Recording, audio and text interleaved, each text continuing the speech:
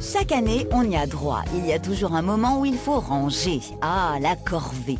Mais il y a une bonne nouvelle dans tout ça, les rangements sont de plus en plus astucieux, ludiques, modulables, esthétiques, voire carrément design. Voilà qui remet du baume au cœur.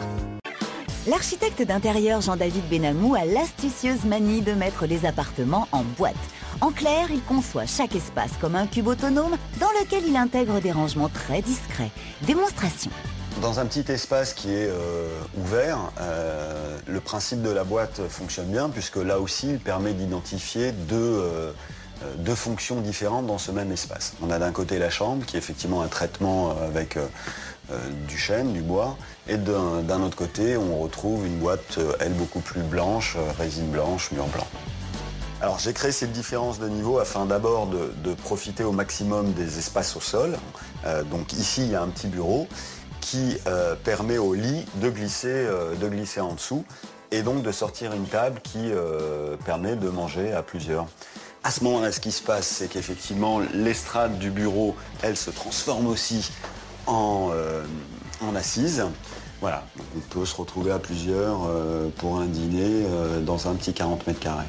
Cette surélévation a permis effectivement d'intégrer la baignoire dans le sol, donc de gagner aussi en sentiment d'espace, puisqu'on est beaucoup plus dans un niveau horizontal.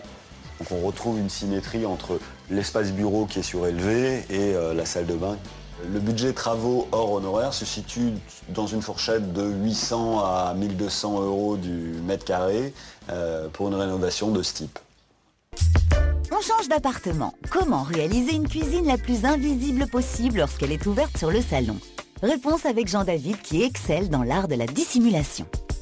Ça ressemble à une cuisine, ça a la couleur d'une cuisine, ça a le goût, mais ce n'est pas une cuisine. Non, si c'est effectivement une cuisine, même si l'idée c'était un petit peu la même, c'est-à-dire j'ai légèrement rabaissé le plafond et relevé le sol, utiliser une couleur unique au niveau des menuiseries de la cuisine, mais aussi du sol.